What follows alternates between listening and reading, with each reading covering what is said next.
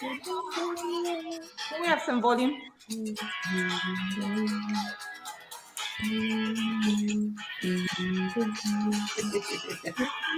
All right, guys. So You're supposed to come in moonwalking. Ah. I know, right? Who's gonna capture my feet though? I don't have a camera crew on me. Welcome to the Nils, Insaka we can Talk hardly Show. hear you. You cannot hear me? You sound a little bit far. Okay. Let's see. Is that better? Yes. Yeah. All right. Welcome to the Insaka Talk Show, everybody. This is Nelly Matatila Bartholomew coming to you live from Arlington, Texas. In the studio with me, we have, I will start with Winnie, and we're going to end with Priska so she can introduce our special guest whom you can see on the screen with us today. So, Winnie, please take it away. Hey ladies, happy Sunday. As you know, this is a week before the Good Friday. So today was a good service and I hope you guys had a good one. I had a good morning. So happy family, happy Insaka people. I hope today, if you go to church, you had a good time. Irene.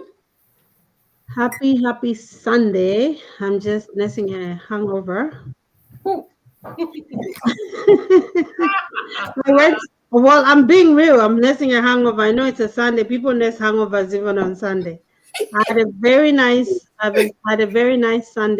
Saturday. I went to a shower.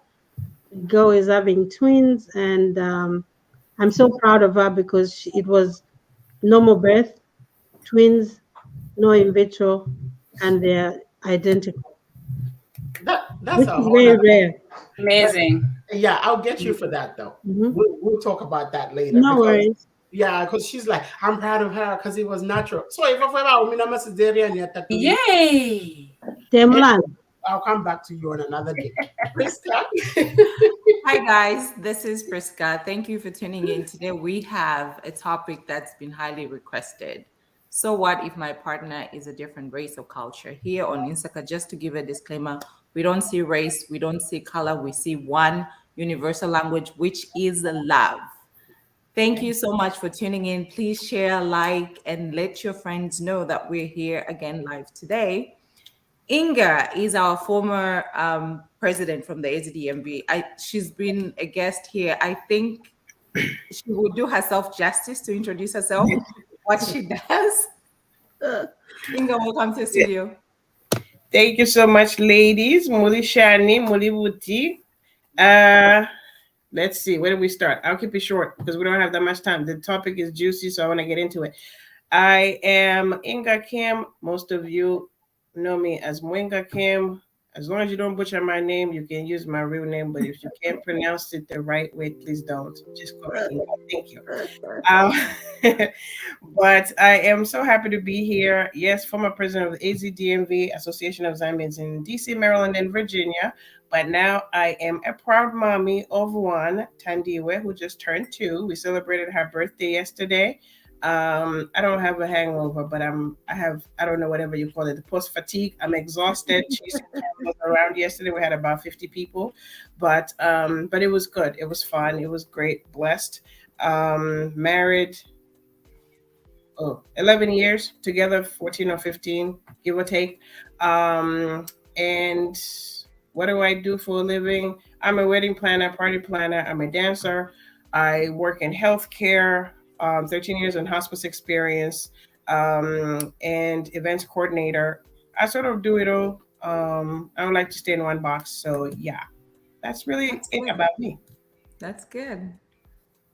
Guys, do you have any community news in your communities? No? It's nice and quiet. Thank you, Jesus. You too, nice and quiet for the first time. All right, let's get into the icebreaker questions. I do How want were you? to say, sorry, Priska. Go ahead, that's fine. I do want to say this is more of a trending topic as well as a community news thing. Just found out this morning that Slap D is going to be having a show in Texas sometime this week. So when we get the details, I'm waiting to hear from him and his team. When we get the details, he also has a show in Philly, by the way. So he's going to let us know and we'll share that on our page. So Slap D We're rooting for you, bro. Let us know where you're gonna be so we can support you. Nice. Nice. Good. He needs to give us his schedule so Yep. we can know. Yeah. How far is Philly? I wonder what part of Philly. Because we're It's about not, an hour away Yeah, it's only like for us, it would be 2 hours and 15-minute drive. for you guys. Yeah. Yeah. What's na Africa ko? Actually, you are closer, Winnie. Yeah, you are. yeah. You can even take a train. No, I'm driving. Absolutely. Driving. I'm the All third one. right. How were you different 5 years ago, Irene? Still the same. Not All asking right. for anything. I'm joking. No.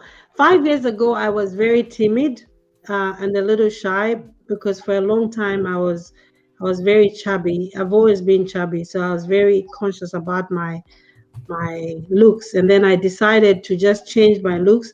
And every time I went somewhere, people would be like, "How did you put these colors together? How did you put this outfit together?" I think that gave me that power to be what I am right now with style. So 5 years ago, your style and your personality has changed. Absolutely. Winnie? 5 years ago, I was just giving in anybody, everything. When somebody do something, I'm just giving in. I'm gonna look at you and I'm like, it's okay, I'm fine. Nowadays, when you do something, I'm gonna look at you and I'm gonna close it out, and that's it. I'm becoming a better person. If I did something wrong, I'll confront you. I'll call you. We can sit down and talk about it. If I feel like it's something to fight for, I will. If not worth it, I just leave it alone. So I've learned to and just to calm down. If somebody's really, really pissed me off, if I love them, I will talk about it. But when you know I stop talking about you, you know you're done. Winnie, fiance fia kulwa and resolving issues. Yes. Nelly, how were you different 5 years ago? I was 30 pounds lighter 5 years ago. COVID, here we are.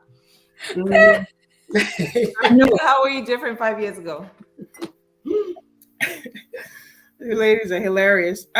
So 5 years ago, I was much calm. Well, I was a firecracker. That's the best way I can put it. That is true. I'm a straight shooter. I'm like the type that, oh, so and so said this. Speak no more. What's their number? I'm going directly to the source. I didn't do that. Ask you. No, I didn't do that. And yeah, and I think I'm much more compassionate now. I listen more. Back then, I had to talk. I had to have the last word. I listen more.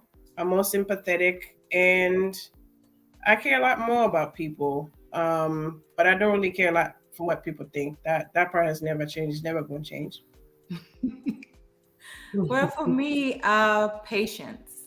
I am a little bit patient, and my level of faith. Yeah. Well, that's a good one. That's good. I was a firecracker till 5 years ago. I'll just be like, what? But now I'm just like, yeah. You still are. I know. Just say, huh? You're still a firecracker. So Grace says, hello, ladies. Hey, Grace. Hi, Ruth. And seems like Ruth is excited about Slap D being in the Dallas area. All right. So, ladies and gentlemen, we do have quite a number of trending topics we are going to dive into. To start it off, we'll start on a somber note, obviously, because most of us are aware that we had a shooting happen in Nashville, Tennessee. And unfortunately, we lost 6 people because of this. A young lady, about 28 years old, who is actually a former student of the school that she attacked, went in and with assault weapons and took the lives of 3 children and 3 educators in that school, and one of them being, I believe, the principal of the school. So sad, guys. I don't know. Me, it's very obvious. Get the guns out of the hands of the wrong people. Not everybody has a right to have a gun. And as far as the Second Amendment is concerned, I believe that times have changed. Back then, We didn't have access to the police. The police stations were not everywhere like they are now. People needed to protect their land and their farms, and it was necessary for people to have guns. It's not necessary for everyone to have a gun. There are people who are mentally disturbed and should not have a gun but have guns, and that's why we're ending up in situations like this. So may their souls rest in peace. Just get rid of the guns, period. I feel the same way. I feel Just why get are rid they of giving why? Like why do we have gun when you live in a 2-bedroom apartment, you have a gun? For what? For some people, it's a hobby. Just Yeah. get rid of it. Okay, go and do a hobby outside where the range is. Just don't have it. Like they need to do something about it. Speaking of the shooting, I think there was an accidental shooting in Zambia too. Where Yes. the There little was a boy young shot his boy. friend. Yes, went with the grandmother. He went in the house showing his friend. My grandfather has a gun, and then he accidentally shoot his friend. 7 years to 8 year old. That's so bad. Like That was my question. What was the gun doing in that house? no, he does it for like I think whatever that he does for, but it was just like the kids were just excited to see the gun. Let me show you. This is how my grandfather does it. Boom. Sad. Right. So I think it varies. I feel indifferent about guns. Like, I don't own a gun myself. I won't say I'll never will own one, but I grew up around guns. We had handguns, whatever, machine guns, whatever you call them. We had all of them in the house. As many of you know, my grandfather was a politician, but we knew as kids, like they were locked up. First of all, the only one that was not always secured like that was the one that was in his briefcase. But even then, rarely were the bullets already in the guns themselves, that they were kept in two separate places. I had the opportunity and the option to learn how to shoot a gun only for hunting purposes, but not. They didn't really. They said once you turn 16, okay, we can show you what you need to do. But it wasn't like assault rifles, like the way people are playing with them now. It wasn't. It's irresponsible, and I think sometimes, I'm not going to judge any parent. Things do happen. Kids have access to these things. But it's like it's happening more and more to a point that we're almost desensitized when we hear these stories, because it's like it's become one of those things. Like before you see the news, you stop and you're like, oh my gosh, you're traumatized. Again, yeah. Yeah, now we see it, we're just like, oh, here we go again. It's just like it's so, and it just gives you nerves. We're not safe anywhere. Like I feel like the US is more dangerous than most countries now. And you know what the bad part is? We are numb to it. Look how we're talking about this. We are very numb to the story. We're like, oh yeah, there was shooting. It's very sad that we're just getting ourselves numb in the situation. Like it's getting comfortable. Well, it's happening so much, but I hate to say this, until it happens to one of the politicians' kids or in their schools. Thank you. And they'll rewrite the gun laws, because they're on the outside of it, because their kids are protected. Their kids are safe. They're not being directly impacted. Change will come when, unfortunately, they're impacted directly. Then all of a sudden, the NRA will have to, be answerable, and they will do background checks. That girl, her parents already said she had some mental health issues. She should have never had access to the guns that she did. She bought 7 different guns, different locations. How did nobody check her, her records? And the school did what they had to do. We saw how she entered the school. It's not that they didn't lock it, it's unfortunate, so it's unfortunate, may their souls rest in peace, but it is upsetting. And it's just kind of, we don't feel safe anywhere. Personally, I know I don't. I don't even want to go to the mall. I don't want to go where there's a crowd. You just don't know who's going to lose it. And loaded guns. Why keep loaded guns in the house? I mean, keep a gun, yes, but loaded, and it's carelessly sitting somewhere where a child has access to it. I think that's where the problem is. Gun owners, they think we're trying to say, don't have guns. You can have guns because that's something that you want to have in your house for protection. But don't have a loaded gun and put it in the drawer, So just because we have so much to cover today, and I don't mean to cut you off, ladies, we just have so much. U.S. former President Donald Trump was indicted on criminal charges this week by a New York court. This is an interesting one. We are watching. We are waiting to see what happens. Yeah, we are waiting. Your thoughts in the comments. I am waiting. My ears and my eyes are like wide open. I can say. All right. Irene, you want to touch on this one? Which one? Well, Paris. well, we know the U.S. Vice President Kamala Harris. Some people call her Kamala, some people call her Kamala, and I'll say Kamala. You all know she lived in Zambia at one point when she was really young. But I think I'm curious to know how she felt when she landed in Zambia. Did she feel like this is home away from home, or long time Zambia? How did she feel? But no, for the reasons why she went to Zambia, I don't want to tap into that because it's very political and very controversial. Some people are for the idea, some are not. But we're No, just happy that I'll, she went to Zambia. I, for one, I'm just saying for me, it's I'll very, talk very political. You can talk about it. All right. So Kamala basically, had a week-long tour of Africa, and she stopped in Zambia. One of the issues that she talked about was urging Zambian creditors to expedite debt restructuring, to help strengthen the economy. So she's of the idea that the U.S. wants to support debt relief to Zambia. So she was there for a 2-day visit, and she also stopped at her former home. For those of you that don't know, Miss Kamala's grandfather lived in Zambia way back then, and she had also visited him for some prolonged visits. So she did stop. They located her former home, and she was able to stop there, take pictures and whatnot. So I thought that was cool. That was really cool. Yeah. All right. So in other news, Jesus. Priska. That's the nonsense of William Campbell and Kidist. Such rubbish. That's all that I can say. I can say something about it too. Like I was in church, right? They were saying like, you know what? We are so forgetting about what we are as people. We want followers. Who are you? Like you need to sit down by yourself and like when Jesus was on earth, he didn't want followers. He wanted people to preach and about a good thing. This is a social media platform that we have been given. It can either break you or make you bigger. Do something better about it. If you are selling things, if we're doing Insaka Talk Show, if you're preaching, it's okay.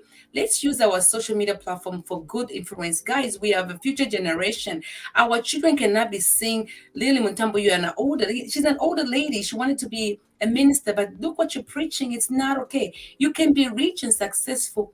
You don't have to be preaching that. And then when kids are fighting, you're supposed to be like, you know what, you guys, I can help you this, but you can't be into this. I just feel like for me as an adult, it's not okay for Lily to be jumping around this kind of conversation. Like, lay low. If you're a celebrity, you have followers over 100,000 people. That means you have teenagers, you have youth on your page. Preach good messages, please, guys. Everybody who's in social media, when you go there, at least give a good way of motivate these young women and men.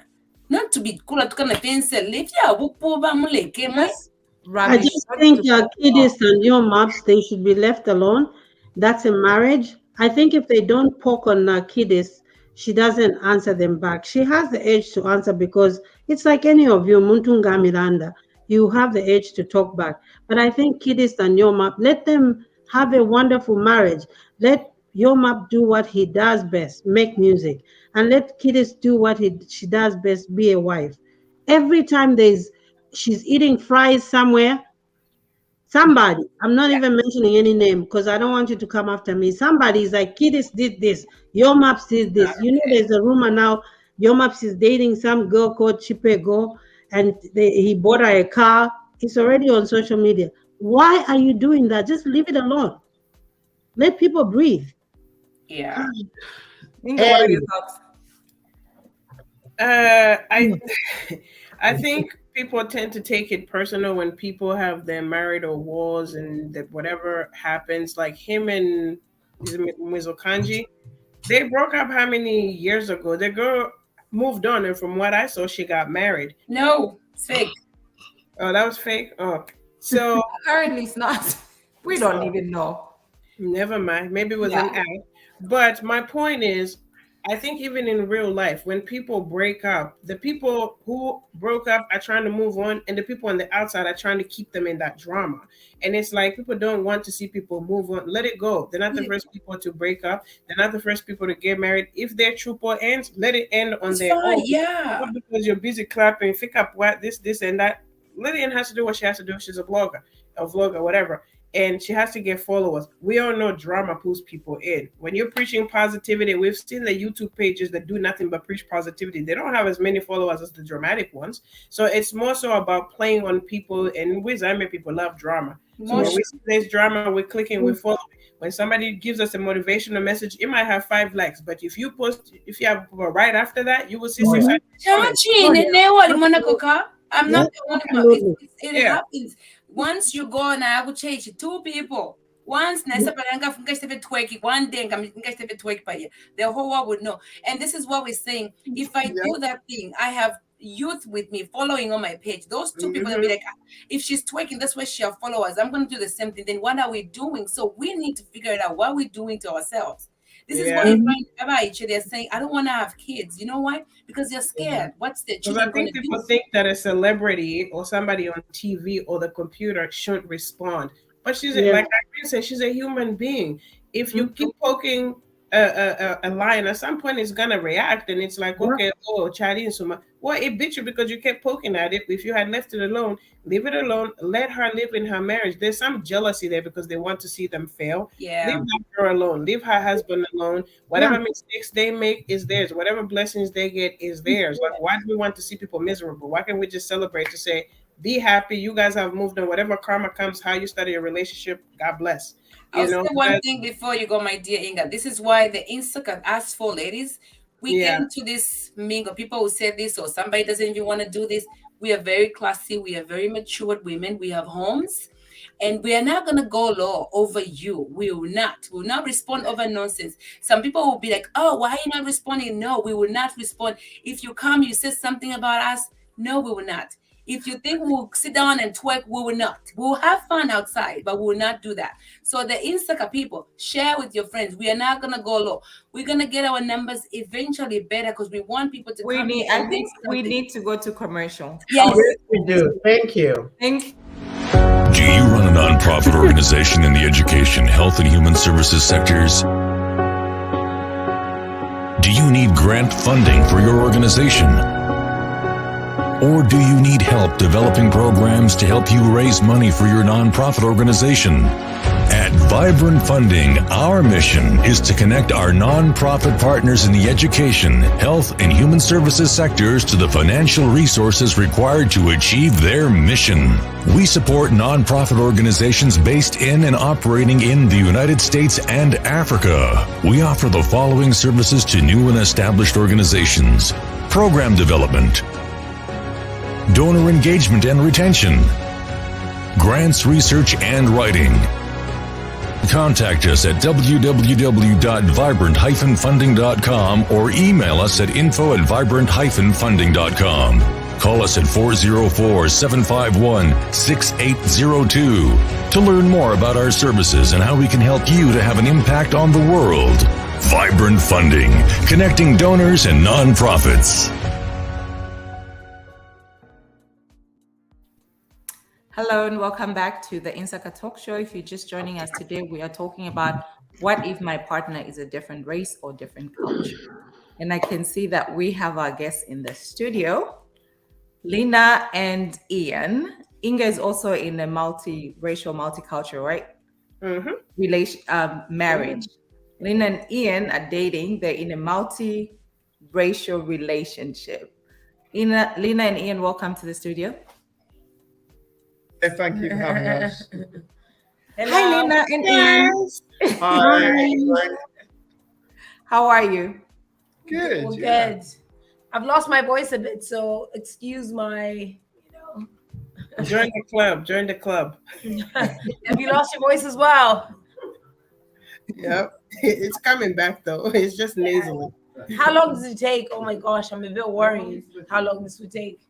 Mine usually it took what? This is day 5. Started Wednesday. Yeah, like 5 days.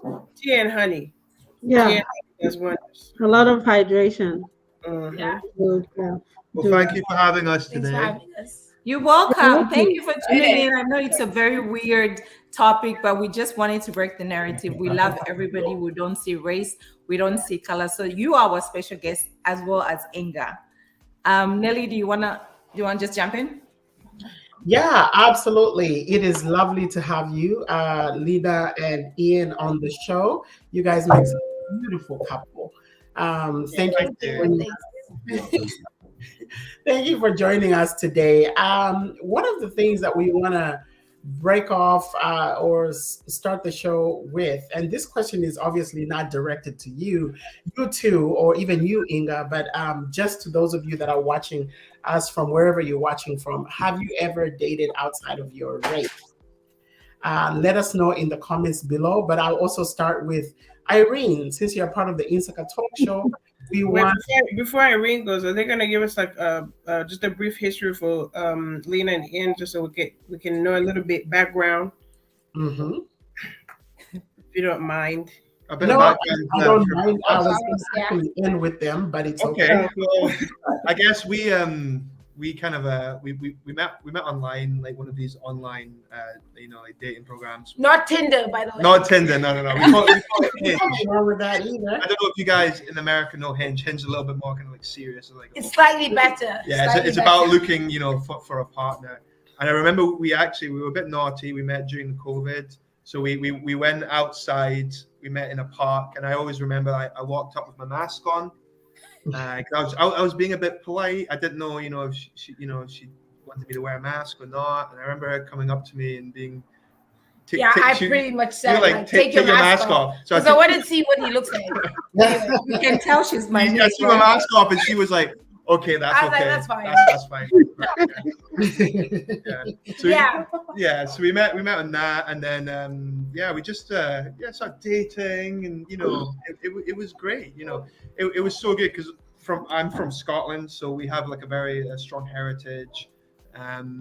We love our kilts, haggis, and like meeting someone from a different country with a lot of heritage as well, and a lot of different cultures. It was absolutely amazing to learn a little bit about that as well, and like, I gave her a little bit of haggis. Wasn't as popular. I cooked a compenta one time, Oh, okay. Oh my God, we talk about that. We talk about honestly, for Valentine's Day, he cooked like Zambian meals. He literally cooked kapenta.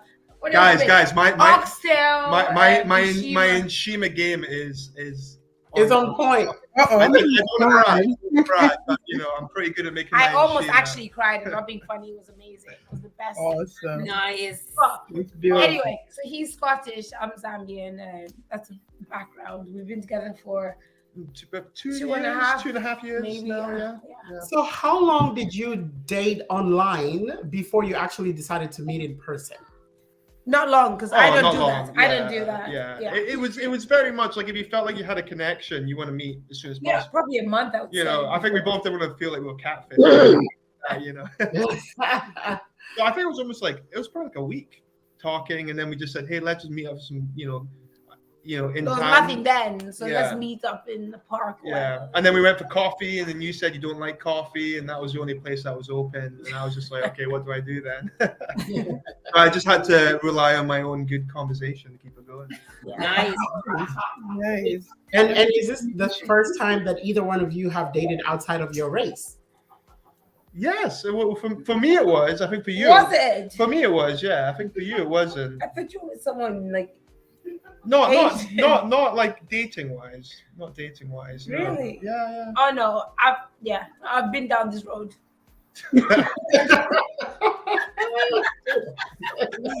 Lena, Girl. Priska Been down this road. I know what happens. Yeah. you are really Priska's niece. You're really Priska's niece. It's in the blood. Well, I'm learning new facts every day. Inga and Ian give us a little bit of history. Lina and Ian give us a little bit of history. Inga is married to a Korean. Do you want to tell us a little bit about how you guys met?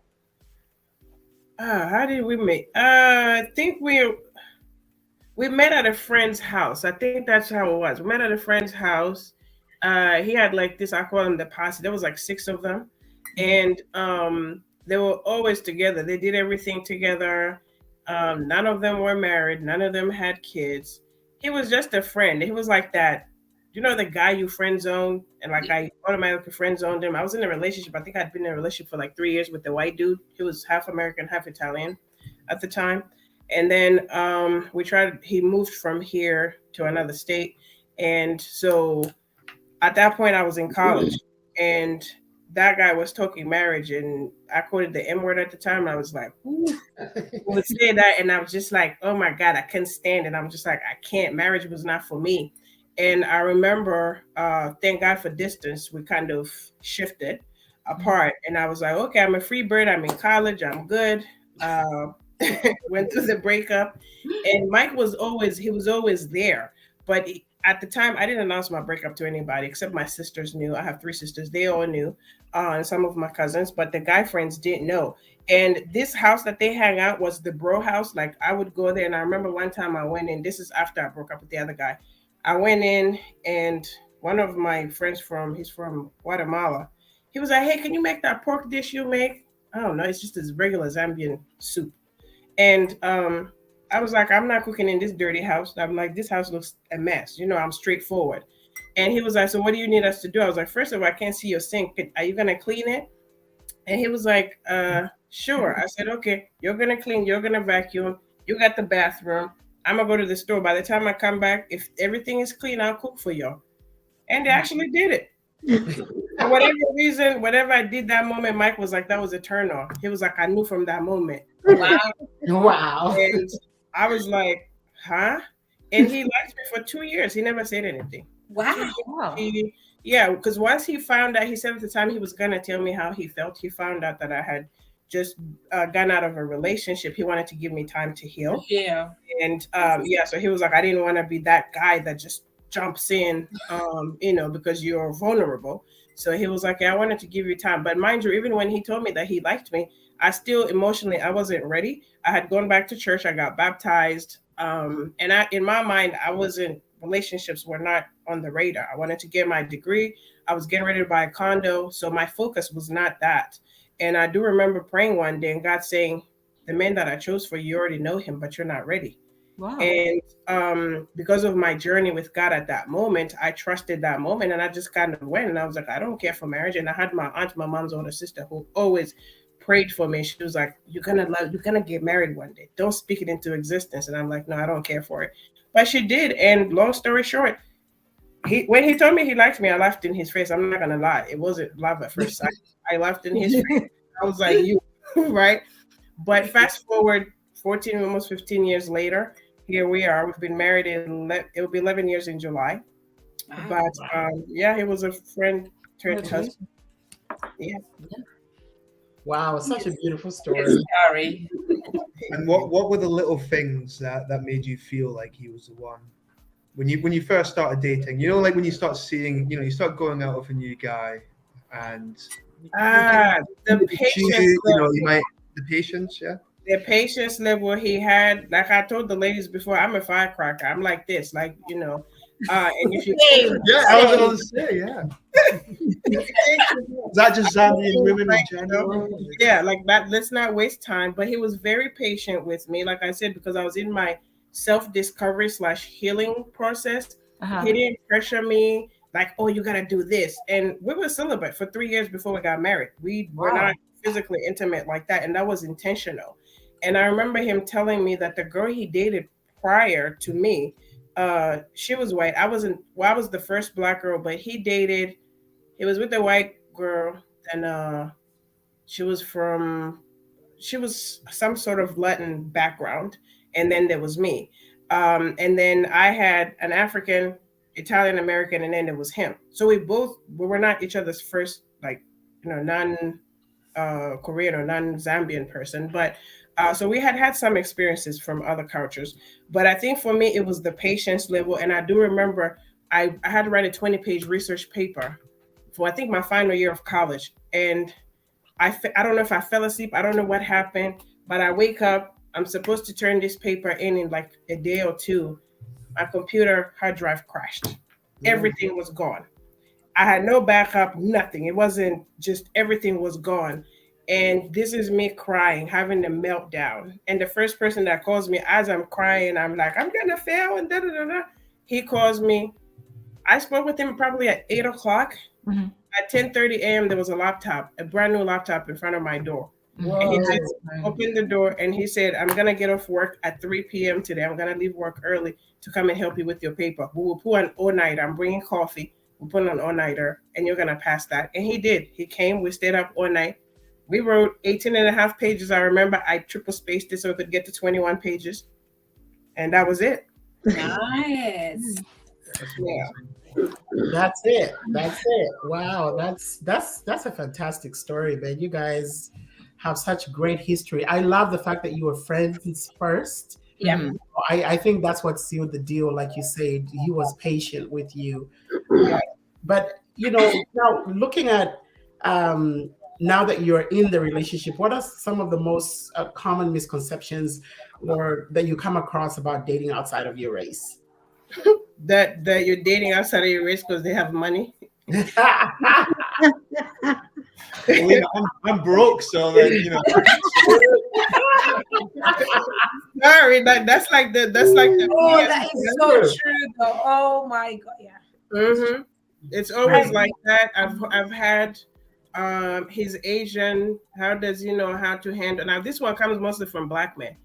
How does he know how to handle you? I've had that.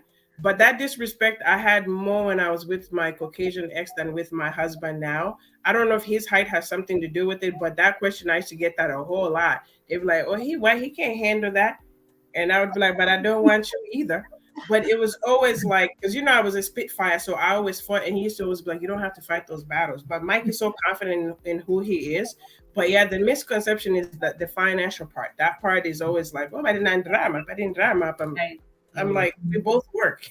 We both work. It was just love, and it just so happened. And honestly, like even my mother, if you ask her now, she forgets that he's Korean, like, because he blends in so well. And, because their culture is very similar to ours. They respect their elders, and all of them kind of like the way they treat their awakulu in their family, the grandparents. And he was really close to his grandmother. That was the other thing that attracted me to him. Every Tuesday when I met him, he always took his grandmother on a date. Now, she only wanted to go to Taco Bell, which I thought was a cheap date. But because her diet, so he would sneak his grandmother from her place to go give her unhealthy food. And he also had an allowance that he gave his grandmother. Every paycheck, his grandmother had an allowance, and they had their date. So when we started dating, I also joined in that. I'm like, I'm going to add on to that. And but on their date, I never intruded. If she invited me, then I would go. But that was their day for them to do their thing. God rest her soul. She passed in 2019. But that was the other thing that attracted us and joined us. But yeah, the misconceptions are there. You gotta be secure in who you are, though, because people will have their. Lena, did you get the same when you were in Zambia with Ian? Lena and Ian went to Zambia. I think we have a picture of them. They went to Zambia last year, right? You sent pictures. I'm a good photographer, by the way. There you go. Ooh, nice. They were at the safari. Yeah. Oh my god, that was amazing. Did you get the same? Do they think you're dating outside your race because Ian's got money? I always tell Ian that he's a liability to me. I'm not being funny. Honestly, I'm completely oblivious to everything, because by the way. it's the truth though. Every time we go back, I think people in Zambia, if we go anywhere, they assume that he has so much money, because sometimes because you're white, let's be honest. So I always have to go first and then negotiate the price of whatever we're doing. Before it's automatically dollars and pounds that we're talking about. So I'm like, we're not doing that. So I would always go first because I just feel like we're gonna get ripped off if they see Ian, and it's like, trust me. Well, that's funny. We would not be negotiating right now, So yeah, I think that's just a natural. It's not a natural thing, but they have a perception of because you're white in Zambia, honestly, I'm not being funny. They would assume that you have more money. So I call Ian a liability because I feel like I'm paying more because he's with me. That's absolutely That's true. that's a There's true no assumption. situation in most countries, not even just Zambia, around the world. You know, when you see a lot of people, you know, maybe from like a white background going away on holiday, you know, they see these people as a way of making income. You know, we see these people coming to their country, and tourism is a very, very strong way of making income. Just, you know, in Zambia as well. So it'd be like, say, like Livingston. You know, when We saved so much. We went to Livingston. We saved a lot. So I think that is And definitely we one saved thing. so much, by the way, because Ian was in the room hiding away whilst I got all our tickets. Or in a bush, hiding in the Yeah. bush. And guys, I wish it was a funny story, but honestly, it's the truth. When Ian and I first went, so we went to Livingston together, and you tell the story. This is a bit hoarse, but when we went and they gave you the prices in dollars, and then when I went separately, it's like one of those things when you went there and they say, oh, so what do we do around here? And they go to this activity hut on the hotel grounds, and you go there and they give you a piece of paper, and it's this is everything you can do in Livingston, and it's all like bungee jumping, $60, feeding elephants, $250, and all that. And That's you know, a lot. No, seriously, it was extortionate. It's not. It was so crazy. First day I went there, I was literally like, Lena, I don't think I can afford this. I was literally like, I don't think I can afford this. No, I don't think. I know we can't afford like, this. literally, like, it was expensive. And then when we went and just started speaking, you know, like all the people and all that, you get the true value of the price, which was just, you know, a normal price, and we got to go and do all these amazing things. And it's just one of those, The reality was, so when I was with Ian, obviously in that hut, and they were showing the prices of $250 just for feeding elephants, and then Ian was like, "Oh my gosh, we can't afford this," and he went and was a bit miserable in the room. And then I said, "Okay, hold on, I'm gonna go in separately alone." And then they brought out all the prices in Kwacha, which was not even half the price. It was like a third of the price. It was shocking to what we actually paid for. So I got 2 tickets, and then that's how we realized that's how we're gonna have to do it. I'm gonna have to go in and then get the actual price of things, and then we'll go in together after. But that's a big thing that we realize when we do go traveling. It's one of those things when we go on holiday, because me and Lena, we love to travel. We love to see the world. That's one of the things that grew us towards each other, is the fact that we want to see the world. You know, we want to go traveling. We love traveling. We do enjoy every now and then staying, you know, a sandy beach and all that, but you know, after a couple of days that bores us. We want to go out and explore and go on an adventure. And some of the things that we do realize when we go travel and go away on different holidays is sometimes it can be pretty more expensive. it's more expensive when you look like Ian Howard. Yeah. I think Inga, did you have that experience? Was that, sorry? Oh, I was asking Inga, did you have the same experience? We had that experience in the DR. We had that experience in Zambia, Mukuni Big Five. I remember they brought out the list, and it had like 2 categories: the tourist one and the local one. So I was like, I'm Zambian, so do we get, you know, I'm in the local one and he goes in the tourist? And they said no. So I said, oh, okay, Mwanya. We went back to the DR. I switched my wig. I said, you stay back here. You're going to stay in the front lawn, because the tourist rate was like $95 US. The local was $45 to feed the lions, because I wanted to walk I wanted the babies, but they were sleeping at the time.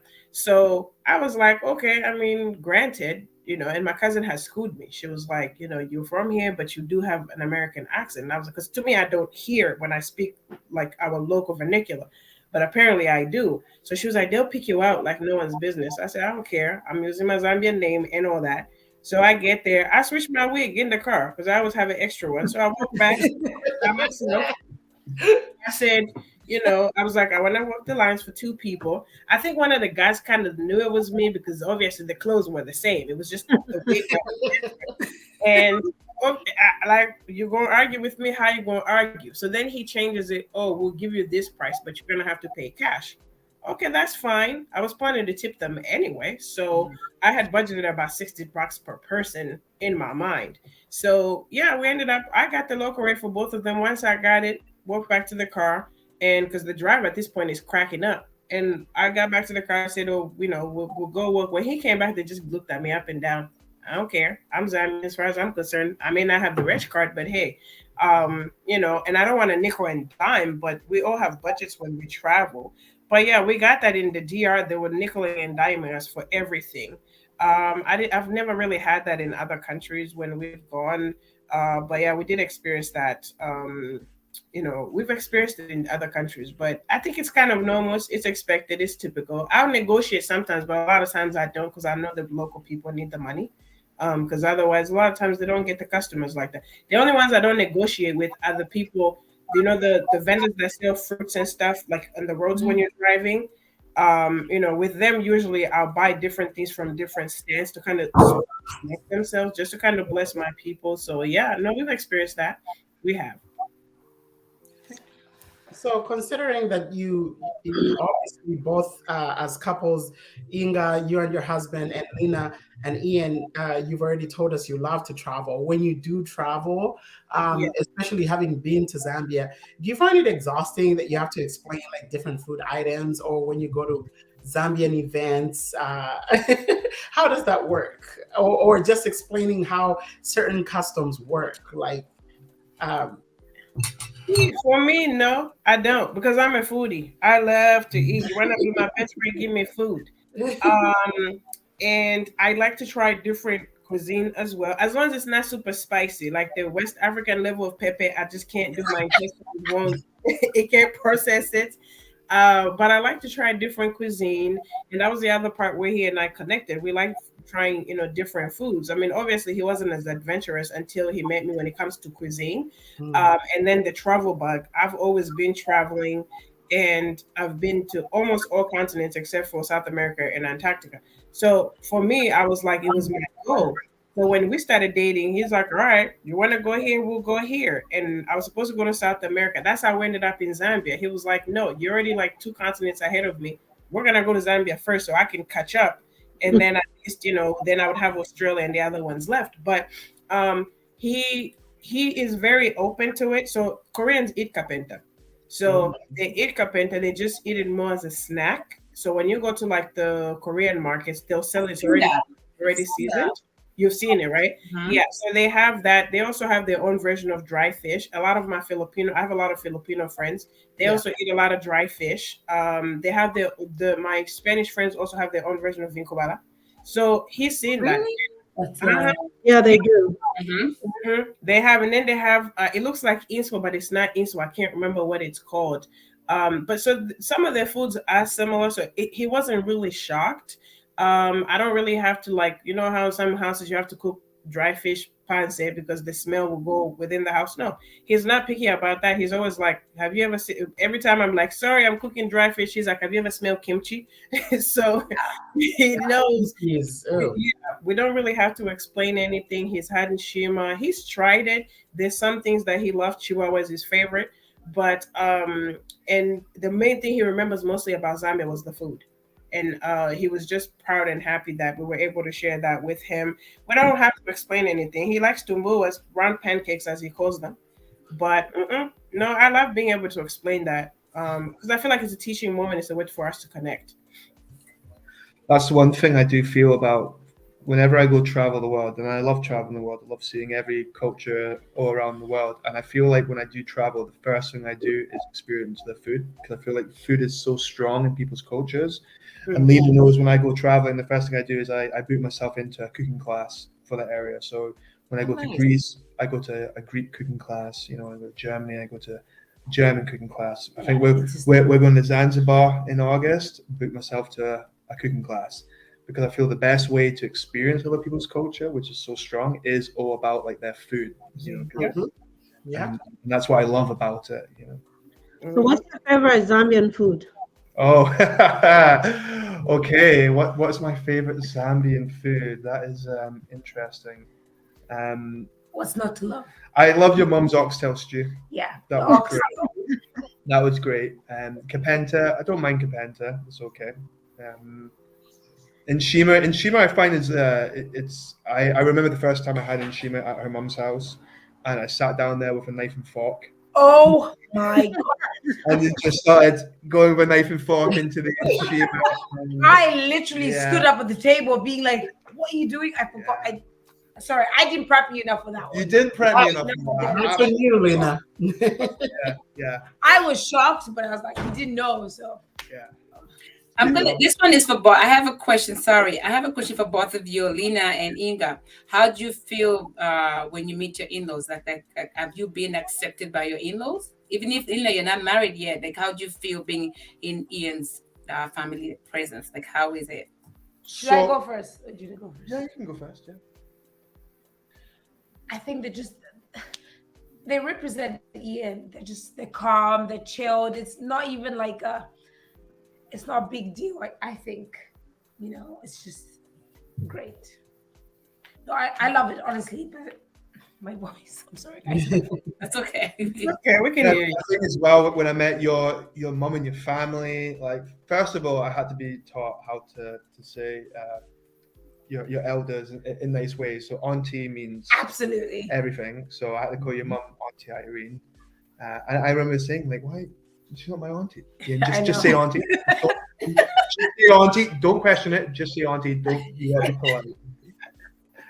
And I met Auntie Irene, and she was one of the most like amazing women I've ever met. Like She's cool. Yeah. just cool, so open, so nice. Like she was just like I just felt very welcome there. Like she talked to me about like where I'm from, my life, and all that, and she was very open with herself. I just felt like it wasn't formal. It was just very like family orientated. Yeah. And I loved that. And I met your brother Maluki, who was amazing, such a smart guy. We hit it off straight away. Like I was very worried. Obviously, you're the youngest daughter, and you had two older brothers, and I was extremely worried about that. And I just felt the love when I was over there. I think we've been lucky in the sense of meeting families. Yeah, it was been amazing. good. We can't complain. It was great. Yeah. What about you, Inga? Beautiful. So mine wasn't. I wish it was nice and cushy, but it wasn't that cushy. Because they are old school Koreans, right? Mike is the oldest son that they have. They have two sons. Oh. So here he was bringing not just a black girl, she's a Zambian girl. And now they're like, where's that? Like, huh? So, but they did. I remember, I think because I wasn't there when he told them about our relationship, because we had decided we weren't going to involve the parents until we dated for at least a year consecutively. My mom did force herself upon her. She somehow got his number through my sister and invited him to her birthday party. I remember pulling up at the parking lot. We're not dating at this point. And I see people unloading the car, and I'm like, what's Mike doing here? Now I'm wondering, how am I going to explain why I didn't tell him about the party? But he was like, oh, no, your mom invited me. I was like, oh, okay. And she gave a thank you speech. I want to thank my son-in-law. I was like, we're not there yet, right? So my mom sort of like welcomed him like immediately. My mom embraces everybody, and she's everybody's mama. But with my in-laws, it was more so there were more Koreans are quite reserved people. It was more so, who is she? Where's she coming from? What's her family like? That's what they were concerned about. So he explained who I was, where I came from, my family structure, and the background. Obviously, him being the oldest, they wanted him to marry a Korean woman so that he could carry on the legacy of the family. Yeah. But he's said he's never been attracted to an Asian woman in his life. So he knew from the get-go. He was like, I just knew, and I've always told my parents since I started dating, I'm never gonna marry. I'm going to mess up your culture. I'm not gonna marry what you want me to marry. I'm going to choose love. I'm going to choose who I marry. I respect you. And we were engaged for 2 years, I want to say, before we got, married, to give everybody time to get acclimated to the idea. And we also wanted to pay for our own wedding out of pocket without any of our parents putting in money. because we bought a home prior. But I think for them, it's been a work in progress. We're a much better place today than we were 11 years, 14 years ago. Nice. They embrace us. I talk to his mom more than he talks to her, and I'm like catching him things. He's like, "What? She didn't tell me that. When did y'all know about this?" She checks in on me more than she does her own son. When things go wrong, he's the one that's wrong. I'm not. Like, so yeah, it was a work in progress, to be honest. But as a wife, I had to, because he stood his ground. He really stood his ground, and I felt bad. I was like, oh my gosh, I'm gonna be that daughter-in-law that brought a rift between him and his parents. But I prayed a lot about it, and I made sure that no matter what happened, I never badmouthed them to him, and I never went back and forth between them, or to say, oh, this hurt my feelings, because I kind of understood. My mom was Lamba, my father was half Tonga, half Lozi.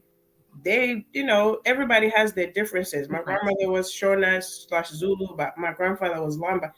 We still have the tribal differences in Zambia. So to me, what I was going through wasn't any different, So I embraced it. I prayed about it. And yeah, they call, they text, they show up, spoil their grandchild.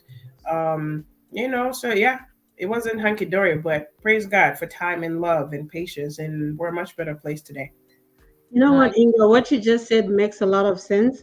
That you guys were engaged for like 2 years before you got married. My husband, as you all know, is you don't know, you guys. My ex-husband was Caucasian, so marriage only lasted for 3 years. And looking back, I think we were just engaged for like 6 months, and we quickly went into the marriage. And I think it was a situation where he had some challenges that he needed a woman to align him, and he saw that in me. So he rushed into proposing. We got married, but we clashed because of the traditional misunderstandings and just a whole bunch of things. And I was coming in with a young child. My son was 7, so everything just was like confusing for him. For me, it wasn't, because I have a lot of family members who are married to Caucasians and other races. So it wasn't strange for me, but it was strange for him because I was the first Black girl he ever said hi to.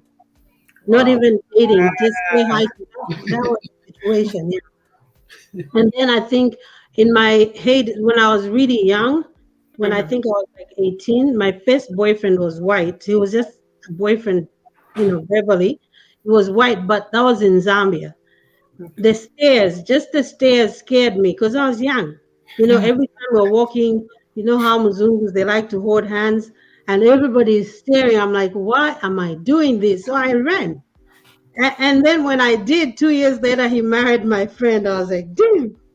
But, I didn't really regret it, because I think we just had a pure friendship, because their family and my family were friends. But yeah, going forward, I think it's very important for you guys to be with each other for some time. For both parents, for both families to actually adapt to like cultures, food, and friends. Us, especially Zambians, Winnie can just come in my house and open the fridge and say, "Oh, what did you cook?" But our friends are like, "Wait a minute, Winnie, why was Winnie opening your fridge?" Because they don't know these things. Not to cut you short, Irene. I know you talked about you were like a little bit uncomfortable being like with a Caucasian person. To Inga, Ian, and Linda, how do you overcome opposing values and morals, like the backlash from people?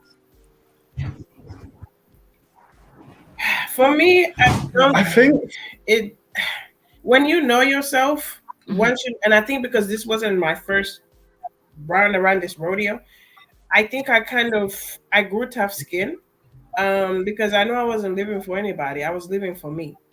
And I had a man who loved me, and my husband is scaringly so much like my father. We marry our fathers, don't we? They say that. They say that, yeah. Yep. Exactly. So it's like I never understood it until that moment, until my mother would be like, it is scary how when I watch your husband, how much I see David, that's my late father's name, how much I see in him. My husband is happy just picking up a book, sitting on the couch. House is as quiet as possible. He's reading a book. He's in his happy zone.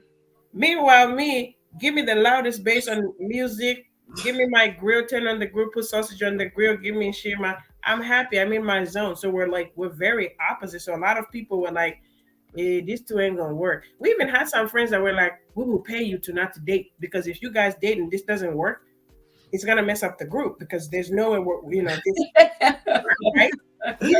Yeah, I lived in the club. I'm not gonna lie. Wednesday through Sunday, I knew which club was popping. There was no bouncer that didn't know me in the DMV. A day, they're like, "Where was you last week?" I'm like, "Oh, sorry, I betrayed you. I went to somewhere else because that was me." And they are Zambian women, like the Ranamayan, the community mothers, as we call them, they would be like, "You're here again? Where's your husband? He's at home, or he went out with the boys." Yeah. And I had a friend that would always be like, "It's okay. Malama was there when I picked her up. He's fine with it." And they didn't believe that a man would be okay with his wife going out to party because as a Zambian when you get married, I'm supposed to be suddenly become a nun. I'm not supposed to wear short things. I'm not supposed to go out past 9 o'clock. God forbid if I dance and oh my gosh, she's dancing. So it's like, I am Sylvia's daughter. What you see is what you get. Like, I'm not editing myself for anybody and I'm not apologizing. And I remember one time I told Priska this story. We showed up at some party and so one of the ladies, no, two of them. Go, Lena. I see that, Lena. I see that. Cheers to that. And they put me to the side and they're like, "Hey, I thought I could slide it in, but with your voice, right?" They were like, "We see you again. You were there yesterday." I said, "It's a wedding celebration." This was like a 3-day thing. I said, "It's a wedding celebration." Yet the previous day, I only came for an hour, which I felt like was disrespectful to the couple. So I showed up the next day to avail myself. They were like, "No, your visa expired. Yesterday you stayed late. So, you came, it's 9:30. What time you gonna go home to cook?" First of all, and then she criticized what I was read. I said, "First of all, I'm going to lose my Zambianness right in this moment. I'm gonna check you. My mother's still alive. That's number one. Thank you for your opinion. 2, my husband was home before we left. He bought this outfit that you see me wear. 3, he gassed up my car before I left the house to make sure that I was riding on the full gas tank because I am notorious for not filling up the gas tank." But Me both. yeah, and he was like, he wanted to make sure. He was like, "Only call me if you guys need a ride." And he told my friend when we were leaving, and she kept saying, she's like, "Man, I want a husband like yours because he just lets you do whatever." I don't go outside the boundaries of disrespecting our marriage. I'm still respectful. And he had to tell the ladies because they didn't know he was coming. He comes in and they ask him, they're like, "Sorry, our son, we see your wife, she was out last time," and then he went like this. He was like, "With all due respect, my wife is happiest when she's dancing. Yeah. The outfit that she's wearing, I bought it for her. I like seeing my wife sexy. I love seeing her in her elements. When she's dancing, I don't need to step in. There's guys that hit on my wife when I'm in the room. I never step in unless I feel like she's threatened. Yeah. But until then, please don't ever feel like you need to call me. You never need to call me to tell me what my wife is doing. You never need to ask her, what am I doing? Because when she's out, trust me, I'm doing my own thing or I'm at home. I'm a homebody. She's outgoing. But thank you for your concern. I appreciate it. Since that day, nobody in this community has ever dared to say, "Oh, Mike's wife is doing this and that." Thank you. Ian and Linda, how do you deal with that? No, I mean, like, I absolutely agree on that. Like, the thing that I love about Lena is that, she's such an independent, strong person. And, if she wants to go out and have fun with her friends and all that, absolutely. The only thing that I don't want her is to come back at, 3 a.m. and wake me up because I'm sleeping. But apart from that, unless she comes with some food, takeout, that's absolutely fine. But yeah, no, absolutely. Yeah. I think I don't know about like all coaches, but I think like in terms of my coach and how I was brought up, we all brought up to just to feel like we can go out and be who we want to be, and we want to go out and have fun and meet friends and all that. Absolutely. I can't tell Lena what she wants to do and all that. I can maybe ask her, can I come along sometimes, and vice versa, but it's just going out with the girls. Absolutely not a problem, and it's about having that freedom for everyone. But for me, in terms of like family and how the rest of the world view our relationship, I don't care to that extent, to be quite honest. I do what I want to do. I trust that I'm making the right decision. If you brought me up, you can trust I'll make the right decision for me. So Mhm. I'm not that bothered. I'm not the phase who says whatever they can say, whatever they want to say. It's We very all, at the end of the day, young live our own different lives. So I'm not really gonna be bothered about what someone else is saying. It just doesn't faze me. I don't care. And to be honest, Quite truthfully, I just don't care. absolutely. And I'm not that bad a decision as well. You could have made worse. I could have. Yeah, you have to be secure. Like if you're going to do anything that's out Yeah. of the, you have to And I be just think, secure. especially including parents, like what? if you're raising kids, trust that you've raised them in the right way and they will make good decisions. So I feel like my mom, she trusted I've made a good decision. And you know what? If I've made a mistake about that, I will learn that. And that's a growing experience for me. It's Yeah. not, the end of the world, like everything should shut down. It's fine. Because I think sometimes we get so fixated on black, black on black love, or blah blah blah blah blah. Oh no, I don't care about any of that. It I needs to love be what I love. is the person, whether they're your child, they're your friend, are they in number one for me? Is it a healthy relationship? Yeah. Is there love? Is there respect?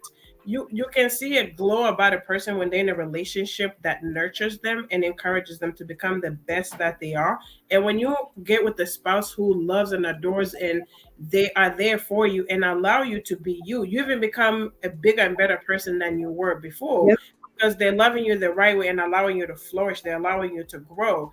And a lot of times we just get fixated on, and I think also I feel like Black women in general, I talked to some of my Black female friends about this. There's this pressure of Black women have to uphold the culture. You got to uphold the culture. You are, you're bringing up the next generation. But it's like, I'm not staying with who you think I should stay with just because you think that's the right thing for me to do culturally or societal norms and expectation.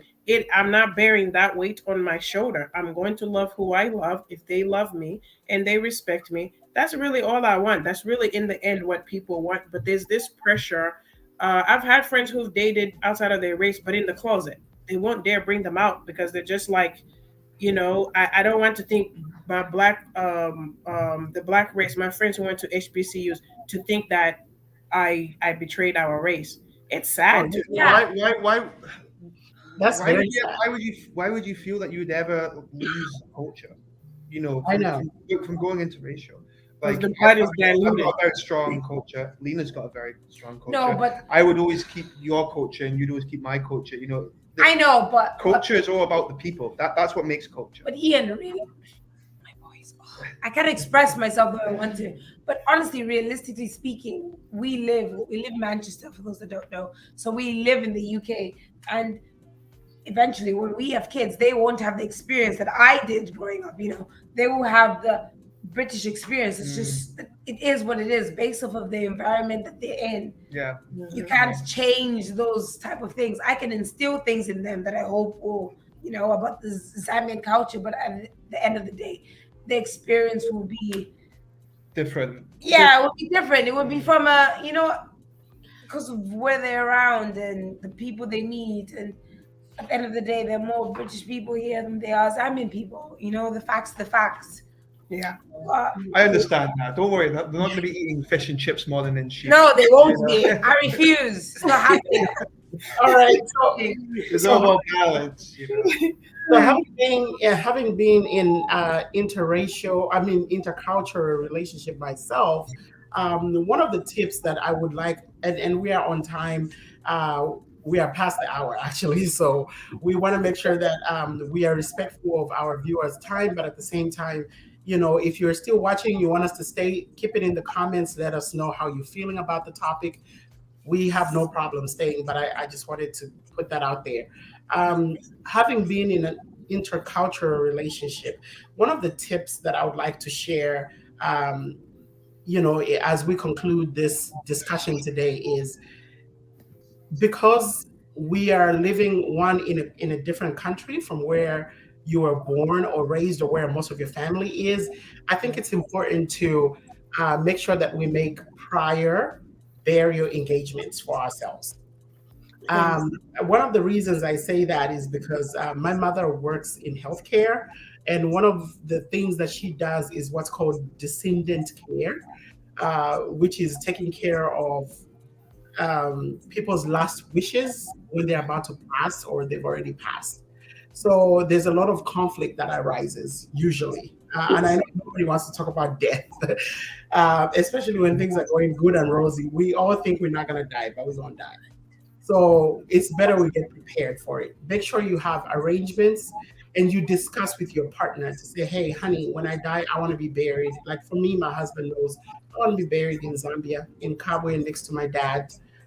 When I pass away, that's where I want to be laid to rest. And so make that known with your family and with your spouse so that it's clear and there's no fighting or conflict, because your spouse may want to keep you close to where they are, but at the same time, what are your wishes? And one of the other things is also agree on children's names. Like for those of us that come from very strong backgrounds, and it's interesting because, you know, like you said, Inga, Mike is from a strong cultural background. Ian, you're also from a very strong cultural background. There's a tendency to insist upon names. You know, names is one of those things that we want to pass on.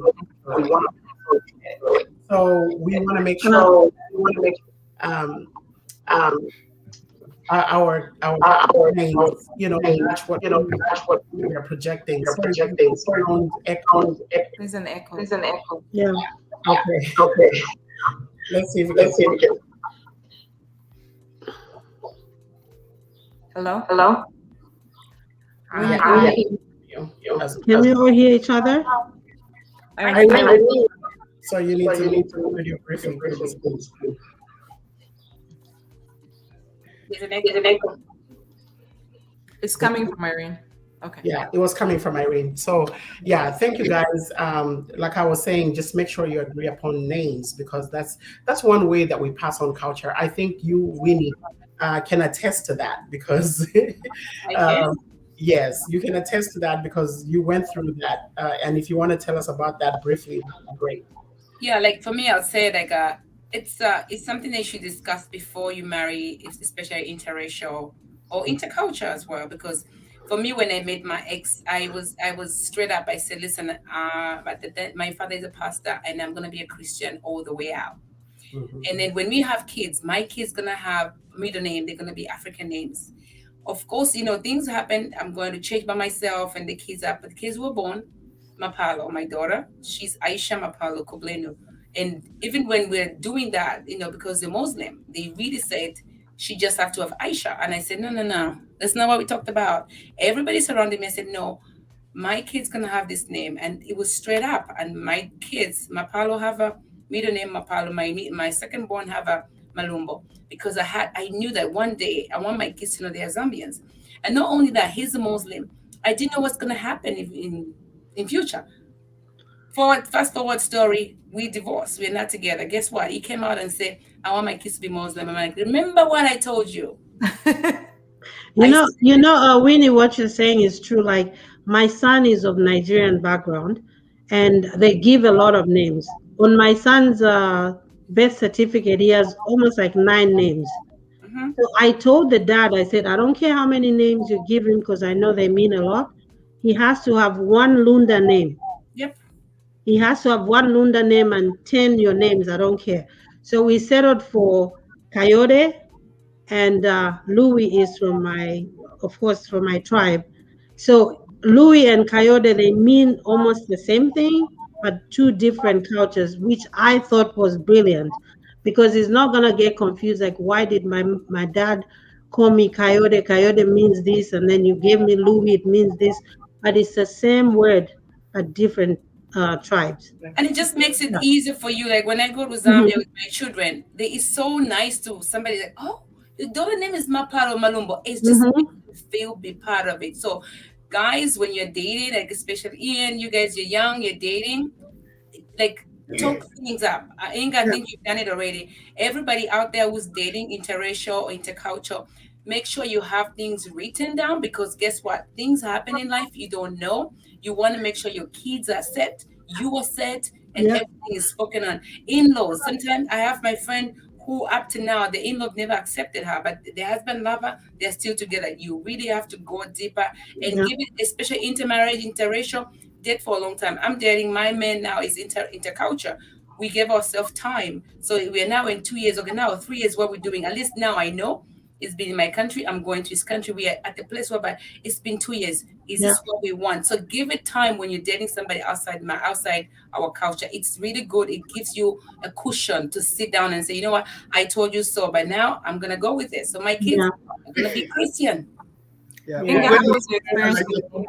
Sorry, Winnie, I understand where you're coming from, and I totally agree. It's about having those open conversations. Yes. It's about knowing and not like and realizing that you do have cultural differences. Yes. And sometimes when you have those cultural differences, you need to have those conversations. You don't put them off or you don't ignore them into a point where it becomes a problem. It's about having an open communication with each other and realizing like names are important in all cultures. To respect all cultures, especially in continuing that culture in future generations. When you have kids, you don't want to get into a situation where you're in a point where you have those arguments when the kid already comes. Absolutely right. You need to discuss those conversations, and I think like when you go into an interracial couple, you should know that those conversations are required. People get scared because it's very uncomfortable to talk to your partner. You feel like in my culture, Ian, I'll say this, in my culture, I'll be like, if I tell my boyfriend or my boyfriend about the names, maybe it's gonna not be with me. But I feel like we have to be on top of it, What guys. culture are you talking about? I know. Like I would say my sister's married. Her husband is Yeah, then don't say my culture. Zambian culture is not like that. I'm just gonna say my sister, when she was pregnant, she has a Canadian daughter. She had kids before her husband. When they were getting married, they dated for a while. They getting married, they're having a baby. She told him, but she was scared to tell him that she wanted the baby to be Malaika. She was like, what if he wants another name? And then when she talked to Brian was open. He's like, you could have told me. So you're gonna call her Malaika, but I'm gonna call her Angelica. So Malaika has two names. Oh, that's nice. So that it was Malaika. The same thing. Malaika. He wanted to call her Angelica, and we call her Malaika. And then it's something that she was afraid, because when you're young, you're afraid to have this kind of difficult conversation in a relationship. But it's important. Yeah. So as we conclude, I would like to get your last words, guys. But one of the things that I want to encourage and urge you, for every couple, seek counseling.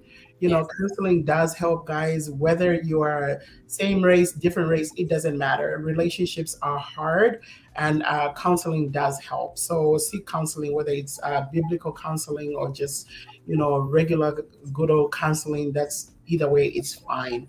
And just make sure you have a good support system. Friends that you can rely on, allies within the family that you can also rely on. But so Ian and Lena, what are your last words for anybody that's watching out there? I'll tell you my last words. So my last words are, the chances of you being born are 1 in 400 quadrillion, literally. So you only have that one life. Do what you want. Be intentional. Don't hurt anyone. Be a good person. If your partner is black, white, whatever, it doesn't matter. Do what you want to do. As long as you're intentional and you're a good person, things will work out for you. This is what I believe. I don't care necessarily about what everyone else is saying. It doesn't matter. At the end of the day, you get to live with that person. You get to, it's about what your life is. So choose what you want to do. It's about you. Don't focus on anyone else. You have one life, so it doesn't matter. Absolutely. Love is love. Don't let anyone tell you who you should love. And don't let anyone dictate to you who love is. Yeah. You love who you love, and you'll make it work. And it shouldn't even be a discussion about who I get to love. It's not a discussion. I tell you who I love, and you either accept it or you don't. I like and that. also, thanks for having us on this show, guys. Appreciate it. Anthony has a very nice message. Anthony is Nelly's husband. So he says, I didn't name my kids, my wife did. And she did a wonderful job, I must say. But we did discuss it, though, what the names should be. So you see, like he's saying they discussed prior to giving the children their names, and I'm sure Nelly explained the meaning of each name, and he agreed. So he has no problems because the kids' names are all Zambian names, right? Actually, No. no. No, not all of Are them. you serious, Irene? No, I'm trying to. I'm It sounds trying to. like it. It sounds like it, Michaela, and yeah, it sounds like Michael and Malachi, guys. Malachi is in the Bible. They're all biblical. So it's They're all Biblical, Manasseh, okay, biblical. Michaela, and Malachi. But the biblical version of Michaela is Michaela. And so yeah, we wanted the kids' names to all have M's, like start with M. And Michaela, I named her. Her middle name is May, which is Tony's great grandmother who raised him. Her name was May, Miss May, and so she was born. The year that she was born is the year that she passed, actually. So never really got to meet her, but she was a very sweet lady. So she's Michaela May. Whenever you hear me call her Michaela May. But yeah, I wanted to include that part so that he also feels that I'm being inclusive when it comes to naming the kids. I did that intentionally. I apologize for saying the Zambian names. I was in my own bubble. I'm No, sorry. no, it's okay. Yeah, Manasseh has Chabusha in the middle, and then Malachi has Mutende in the middle, but Michaela doesn't have a Zambian name in the middle. Yeah. So, Inga, what do you have to say to people out there, whether they're in an interracial relationship or intercultural relationship? Love who you love. Mhm. That's plain as simple as I can put it. When you die, that tombstone only gonna have one name on it, and that's yours, just like your birth certificate. So Mhm. we're not living life for our mamas, our grandparents, the community. Live life for you, and in the end, even the people that are not on the idea, eventually they will be. If they're not, so be it. Live your best life, because at the end, they're not paying your bills. They're not in that house with you. Mhm. Stop, like, especially this is an appeal to Black women. I'm not pushing Black women from Black men, or from because some of us are so close-minded that we won't even date men from the Caribbean. We're one people. If you take away what flag we represent, you cut us open. You can't tell a Black person from an Indian person when you open us. So I Yeah. really don't think it's about that person's soul, their character, where they come from. Let somebody love you the right way you deserve to be loved, and I'll yes, tell you why. That's bitch. beautiful. When you let somebody just love you the right way, to where it's just like, oh, I get goosebumps, because I'm talking about him. Yeah. It's like, oh, you mad because I married who? Yeah, he may be more pale than I am, so be it. But he loves me the right way. Walk with the pimp in Yes. your step, those 6-inch heels on boo boo, straight away. It's your life. So for me, personally, for the young men and women out there, I will say, if this is what you want to do, don't be surprised if your inner circle, somebody in your inner circle doesn't agree with your idea. And that's okay. Mhm. That's perfectly okay. They're entitled to their opinion, because remember, you're coming from two different backgrounds. People are Yeah. raised different, and depending on the environment that you grow up in, not everybody will be open to this idea. And Mhm. sometimes it can be heartbroken, especially if that person that's not agreeable is your parent. It does hurt. But you have to live your life for you, just like your careers. You have to live your life for you, Mhm. because life is very limited. Not all of us will live till we're 100 years old. Your Mhm. life expectancy may be till you're 88. Mine might be till I'm 40. So why am I gonna shield myself from being loved the right way? For the little bit that I have, let me live my best life. Let me enjoy who loves me, and seek a mentor. Let's say if Lena, for instance, let's say this is hypothetical. If she needed somebody that's a mentor, she would go to maybe somebody like Nelly or myself, who's in a similar situation, to say, Mhm. big community sis, this is my situation. The reason I say that is because if she were to go to her blood sister, the advice her blood sister is going to give her will differ from what Nelly and I will give. One, because the sister is I emotionally agree. you see what I'm saying? 100%. Yeah. So we're going to look at, what did Leon do and what did you do, and what's the scenario? What's the middle ground? We're not emotionally attached to it. So find you a mentor, approach that person. And when it comes to counseling, I always say yes, seek spiritual, but sometimes when we seek spiritual, they're so close-minded and they're not realistic about the outside world. This is the granddaughter of two pastors. I'm saying it like it is. We're not always realistic. We always think everything is biblical. Not everything is biblical, my man. We gotta be. This is reality. This is the Bible. Let's find a way to marry the two. Find somebody that can mentor you. Somebody that can give you that sisterly advice. You know, the bond to say, my sister. There were times I acted up. I'm not going to lie. There were times I acted up, and my sister will collect me real quick. Because I even remember she was like, "You don't marry Mike, you can consider yourself out of the family." Because I'm sticking with him. He's still going to be my regardless, right?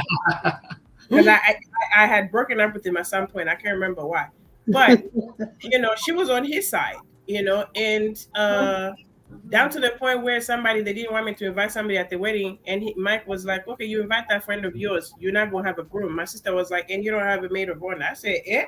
Okay. But we taught ourselves to have those uncomfortable conversations to the point that, okay, no matter what comes, you and I are like this. We're together. Yeah. As long as you and I communicate, nothing that comes from the outside will hit us unexpectedly. I'm very open with him. He knows every relationship I've had. He's actually met both of my exes because we were friends. He knows, you know, who I was with. He knows my friends. He knows my family. But we also try to keep those lives separate. We don't force anything too much because I have to have my space. He has to have his space. Right. It's okay to do things separately as a couple. You don't have to do everything together now. And also be mindful where you take your spouse. Not your spouse doesn't belong to every event. Don't just force them into everything. If they're not comfortable there, don't force them. Don't take them there. Don't put unnecessary pressure on your relationship, especially when it's young. Yes. Barrier arrangements. You guys, I already told you I was in hospice. I'm very comfortable with talking about that. Mike and I just redid Maryland. It's called the MOST form. It's your expectations. Do I want CPR? Do I want this done? Do I want life-sustaining measures? We had to redo that because we had done it before we had Tandiwe. And now that we have a child, you know, before I said don't resuscitate, no. Now that I have a child, please try to save me with all possible. So I had to, you know, make some changes on that. Life insurance, I had to add less final expenses to it. I had to amend to it because now that I have a child, I don't want her stuck doing a GoFundMe for mommy and daddy or mom, you know, God forbid, because it is going to happen. If you have a birthday, you're going to have a death day. We did stuff like that. We had to have these uncomfortable conversations because we know that day is going to come. But when it comes, let's be prepared. Since she was born, we've all changed all of our life insurance policies because we have several ones. We had to alter that to accommodate our child. I want to be buried here because this is where my child is. Before I used to say Zambia, I want to be buried here. And I know because there's culture included. Our culture is very strong, as you guys know. I don't want family bulldozing him. We're taking the body to Zambia. What about him and what about my child? So I've discussed this with my siblings as well. They know. My mother is aware. They respect it. And as far as like with the name, for us, it really wasn't a big deal. He asked me what I wanted to name her. And I said, I've always wanted either Lindiwe or Tandiwe. Lindiwe is my big sister. And Tandiwe, you know, because of my grandmother's Zulu descent and Shona background. So I wanted it to have meaning. Her middle name is Sylvia, after my mother, and Sujin after his mother, my husband's mother. So she has, you know, or, you know, the names that have meanings to them after both her grandmothers and the cultural roots to it. But for me personally, I say live your best life. Young girls, men, you want to date interracially, you need guidance, you need a big sis, hit up my DM. I am all for letting you live your best life. Stop living yourself in a prison. And I will close with this. I hate to close on a dark spot. Quick example. I had a young Nigerian girl. I've never met her. She met me on Facebook somewhere, somehow. She saw my engagement picture when people shared it. She came to my DM and said her mother disagreed with her. She was dating a Caucasian guy. They both wanted to go to medical school. Both got into medical school, top school in New York. Everything was good, except that her parents did not want her to date this boy. And she was like, sis, he has helped me. He helped me find the scholarships for medical school. I'm where I am because of what he helped me guide me through. We support each other. They studied together. But the parents said no. They didn't want them to date, and they forbade her to go to the school where she was going to go for a free ride because the boy was going to be there. Oh, wow. And long story short, they found a man for her in Nigeria. 2 days short of the trip, the girl took her life. Oh my gosh. Yeah. It has stayed with me to this day because she used to come and ask me stuff like that. And I'm like, Is culture that's wrong? Like, use culture over your child's happiness? I don't think it is. I don't think it should be. So find that mentor, find somebody who can be that example that you look up to, that allows you to live your best life. Life is beautiful. Live it to the fullest. And I am here for anybody that needs that shoulder or somebody to lean on. I will guide you. I may not be a parent's favorite person. I don't care, but I'll be there for you. But God bless everybody. Thank you so much for having us. This was beautiful. It was a great time flew. Lena and Leon, so nice to meet you guys. I hope we get to do this again, maybe in person next time. But Yes, and thank you so much for having Thanks us. for We having really us, appreciate guys. it. For me, my last words are love who you love. Love does not choose. There is no color, there is no race. You have one life to live and love who you love. That's my take on it. Nelly? Yeah, same. I was just gonna say, when it comes to love, honestly, like everything has been said already. Uh, Love, you can't see beyond what's, once you peel off the skin, we're just people. So that should not be a reason why you shouldn't be with somebody. It's sad that we even have to talk about it in this day and age, right? People should just love who they want to love, but most importantly, communicate.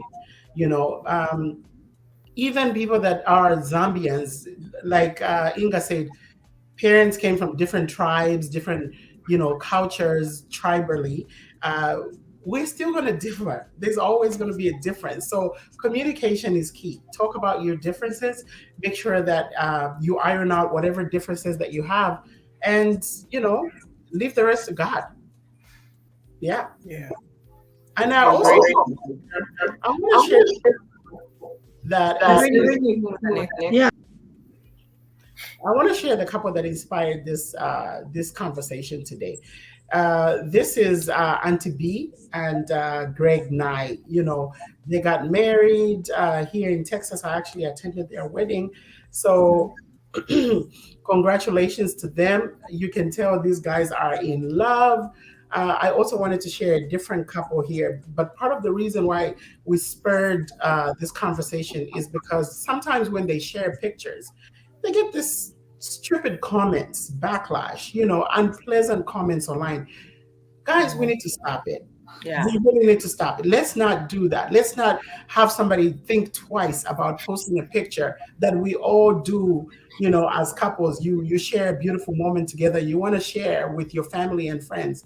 Then all of a sudden, stupid comments come. Hey, bale misunga bu inova sungu, shan shani. Yeah. And friend and follow. Yeah. So that that should stop. Let's grow up. Let's be mature about the way we handle things. But thank you so much. Priska, you want to say something to close? Winnie?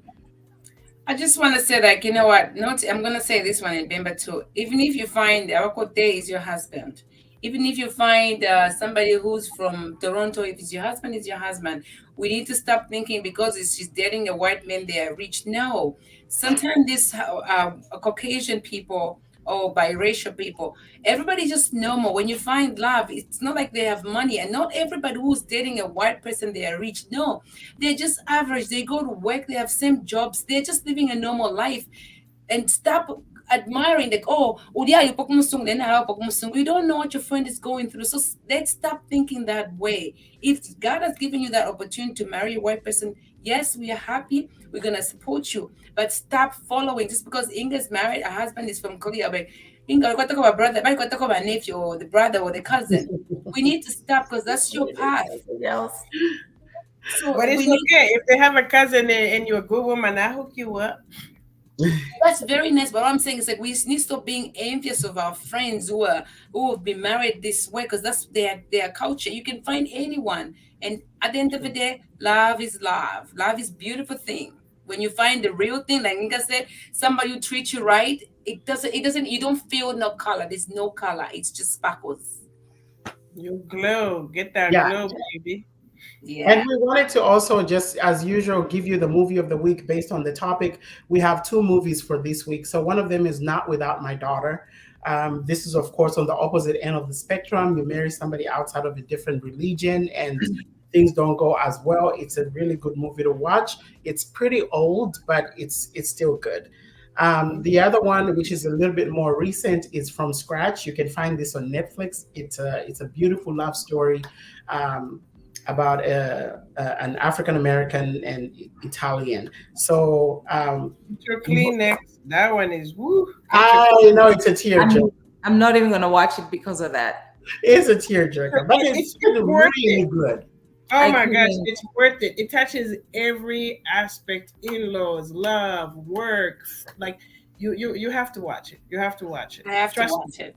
Yeah. Trust me, you have to watch it, and then you guys have a discussion. You see, you take like the takeaway, and I even loved it more. I don't know if you guys saw the real lady on what's her name show. She was on the talk show. She came and did the interview, and just seeing her and her daughter, I was like, oh my gosh, it's different. Like seeing the show, and then you see the real people, and how she still talks about it. Like she still glows when she talks about him. Like their love story. See, it's based on a true story. It's based on a true story. The daughter is now 16. Wow. Yeah, it's based on a true Oh, story. that's not even a long time ago. It's just like almost 16 years ago. Yep, it's recent. And the sister was the one that encouraged her to to write the story. She was like, you have to write this story for people to to hear about love, and you have to watch it. Like Zoe did a great job. I mean, she killed that character. Yeah. She killed the character. It's so worth it. And just seeing the relationship between her and her mother-in-law, you gotta watch it. You have to watch it. Thank you for selling us, Inga and Thank you, everybody. This has been the Insaka Talk Show. Please don't forget to like, share, and subscribe. We appreciate you for staying and sticking with us.